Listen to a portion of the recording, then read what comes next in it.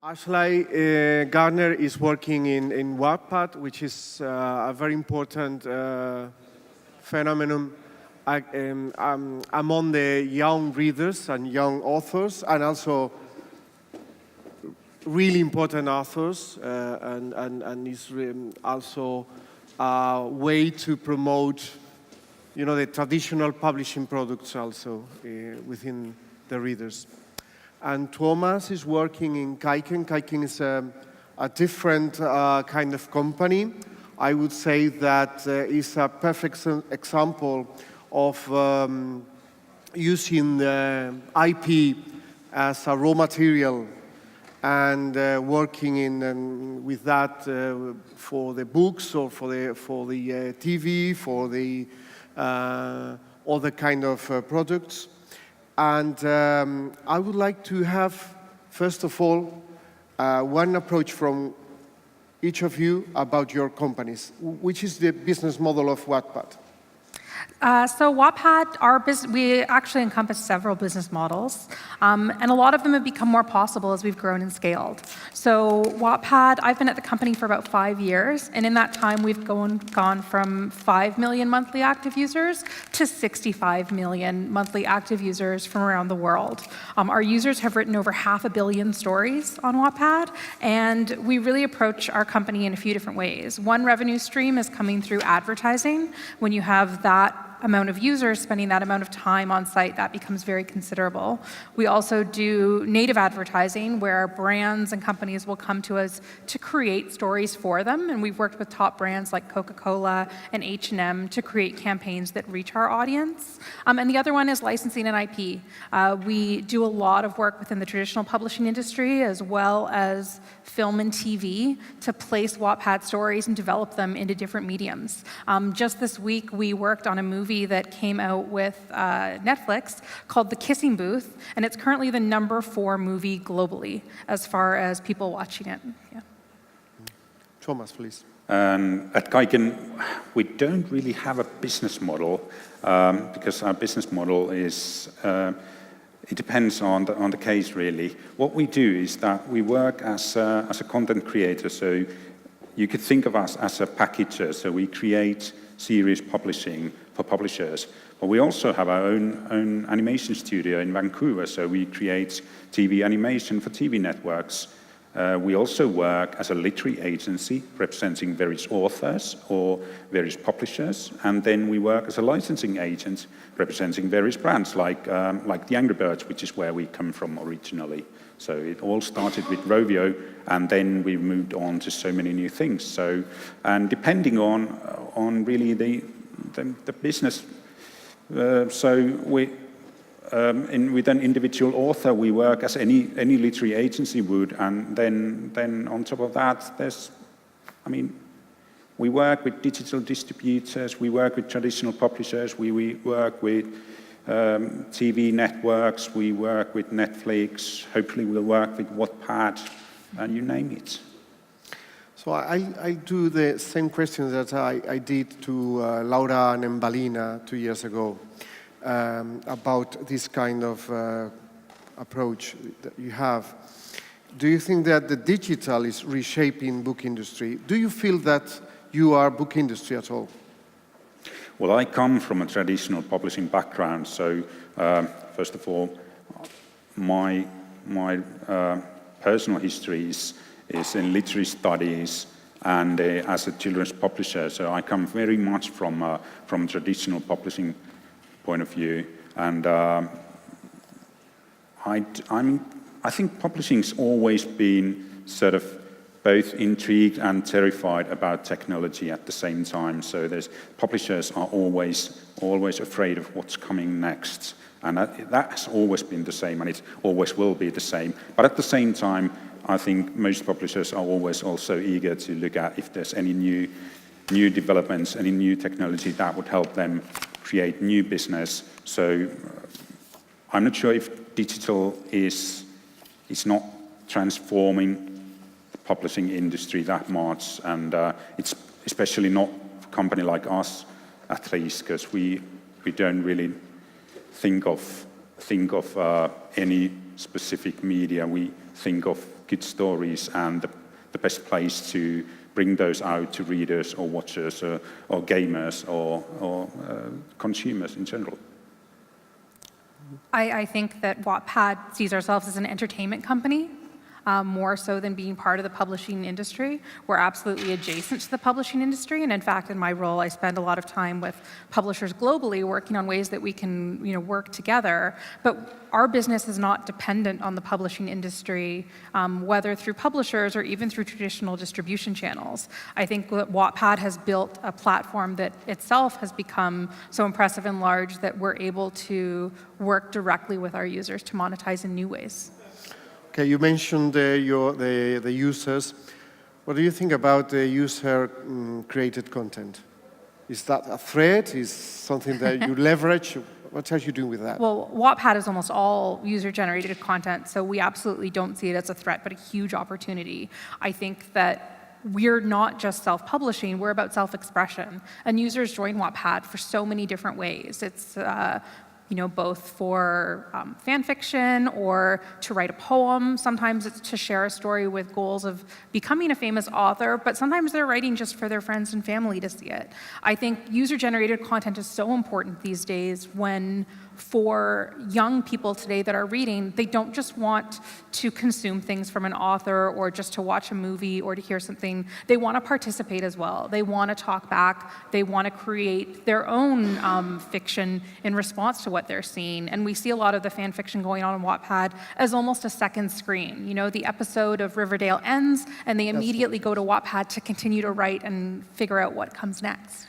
That's very interesting. Yeah, I think that's a good point, and it's. I just spoke with a publisher who we sold a book series to, and I asked them that what would be the sort of ideal scenario, what would be the perfect case when you publish this book, and they said that, well, if everything goes well, then the readers, they will start writing fan fiction about this. So. Yeah. I think that's a We're great even point. seeing brands start to create fan fiction. Yeah. I think, Wattpad has a huge community of One Direction fan fiction. And what a lot of people don't know is that was seeded by One Direction themselves and the band's management. Early on, when their first album came out, they hired a Wattpad writer to write the first official fan fiction that was for the fans for Valentine's Day as a gift from the band. And they posted the link through all of their official channels. And when that many fans came to Wattpad to read the story, I think that really is what seeded the fan fiction that still exists today about the band on Wattpad. And a very important part of your business, I presume, is knowing very well your users. Wattpad used to be overwhelming majority of female users. What could you tell us about the composition of the market, of the users? Yeah, I think that what changes so much is when you have a community of that size, there isn't one community anymore, and there's lots of different sub-communities. Okay. On Wattpad, about 45% of our users are 13 to 18, 13 being the bottom end because of regulations of users being allowed to create online profiles, but a lot of people don't know that 45% of our users are 18 to 30. We're seeing a lot of people growing up on Wattpad, a lot of professional authors joining on site. We are about 70% female to 30% male, and the reading habits tend to differ a bit between the different communities. We see a lot of video game fan fiction, a lot of fiction about sports and other themes, as well as romance coming from our male users. But when you look at traditional markets like Kindle, that's far more overwhelmingly female at 90% female, 10% male. So there is a huge amount of males reading on Wattpad. We also have another community called Tap. It's our new chat-based app that lets users tell stories through text messages. And that one skews even more male, interestingly. And the content tends to skew a lot more horror. That one's more 60-40. What's the kind of management you do with your data, with the information you've got about your users? Well, we don't really do that much data at Kaiken. We mostly rely on our partners for that, for various partners. And I think traditionally the publishing industry and big data, they are a bit like teenagers and sex. So publishers, They talk about it a lot, and they think that everyone else is doing it, and they should be doing it as well. But in reality, nobody is doing it. So I think Wattpad might be you might be the only one with some actual experience. But of course, I mean, we try to anticipate trends, and we try to acquire as much data as possible. But at the same time, we somehow, just because we look at where the perfect stories and where the perfect storytellers come from, and even though something that things can come from so many different places, but you need to have that one champion who will then take that story and create something unique out of it. So on one hand, I'm very much a proponent of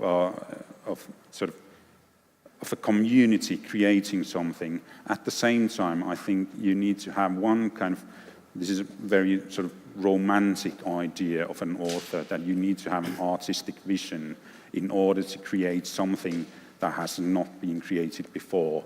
But these two things, they don't rule each other out. I think that kind of a romantic author ideal that can benefit from a community such as Wattpad and the other way around.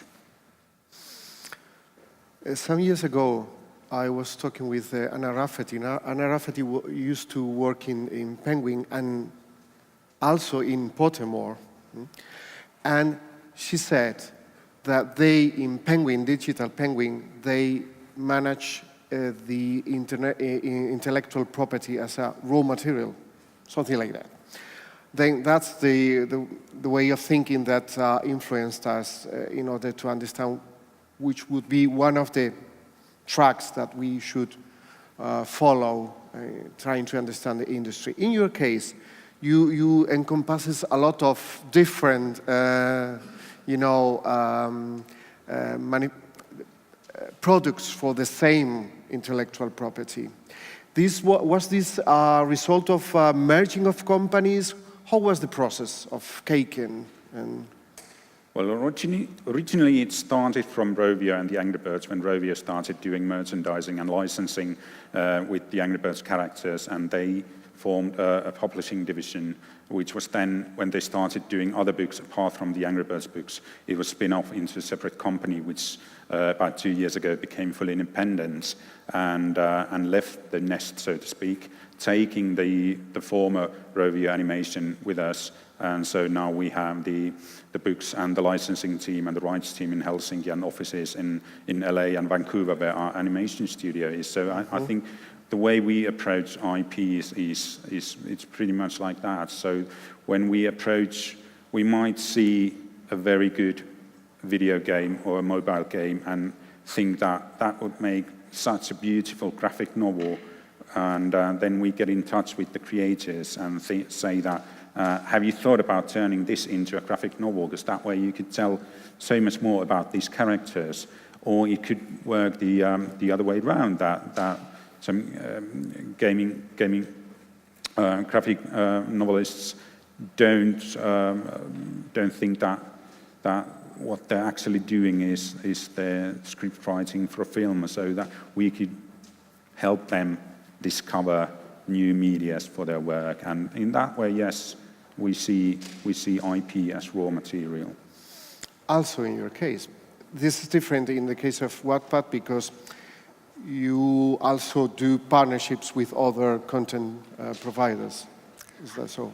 Yeah, I think we're extremely platform agnostic when we look at the story itself and what a user's written. And sometimes we'll go through an experiment with a lot of our writers where we'll look at the story that they've written and say, like, okay, what would this look like as a TV show? Like, what is the 12-episode arc and how does the story change? And as a feature, let's rewrite the synopsis in a few different ways so that we might be pitching the same story in 5 or 6 different ways, depending on who we're talking to and what format we're transforming it into. Because even taking a Wattpad story in some cases and turning it into a book is an adaptation in itself, because the way that a user writes on Wattpad, they're posting it chapter by chapter chapter, they're writing serially, and sometimes, you know, that cliffhanger arc that works so well on Wattpad and online needs to be softened out or changed slightly to adapt it into a book. And occasionally you get people who write things who don't think about TV, for example. They can come up with a story and they don't realize that what they have is actually a perfect story engine that would make a brilliant children's TV animation series. So that's something that we think of ourselves as helping those writers achieve their sort of full potential. My last question from this side is, how do you foresee your way of working for the new generation in 10 years' time, for instance? These new kind of consumers, you know them very well, and also Kaiken knows very well this new behavior that these people have. How this would change your approach to the market in, let's say, 10 years? It's a tough one. Yeah. Our 10-year plan is no secret. Our CEO's posted quite publicly on his blog what he sees happening to the company. I think that he wants to be a big content engine and entertainment company of the likes of Disney or Fox, and looking to transform different stories and create stories in new mediums. So that's absolutely a priority for us, to grow that and to create different revenue streams across the company. I think to expand our audience, I think we're looking to go both even further international, which is already a huge strength of us, and continue to play to mobile, one of our big strengths. Yeah, I think that's more or less our approach as well. I mean, we take on things with the idea that we can build multimedia franchises around them, and not everything has to be big. Not everything has to be a film and a TV series and a novel and merchandising at the same time. So things can be different things. So you can have something that's only works in one or two medias, or you can have something that works in all of them.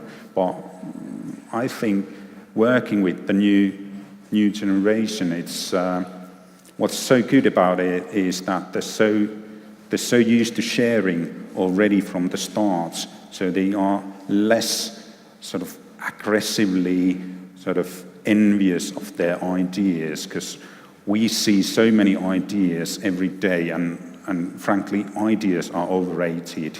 So everyone has ideas, but what we need is people who can sort of take other people's ideas and continue building from those. So whereas as a publisher, and if there are any publishers here, I'm sure you've had the same thing, that you get an email or a letter from someone saying that they have the best idea for a novel ever, but they can't tell you that because you might steal the idea. And that's not something that we get from the new generation, which is something that I'm very excited about. Yeah. I think just to add, when you talk about the new generation, like there's never been a more literate generation and a more articulate generation. When you look at the number of words that most teenagers today are writing on their phones or through Twitter or through Facebook, I think that that's really preparing them to be a fantastic storytelling generation. Great. Now is the turn for any questions from the audience. Comments, opinions from the audience? Okay, we are good? Thank you, Ashleigh. Thank you. And Tuomas.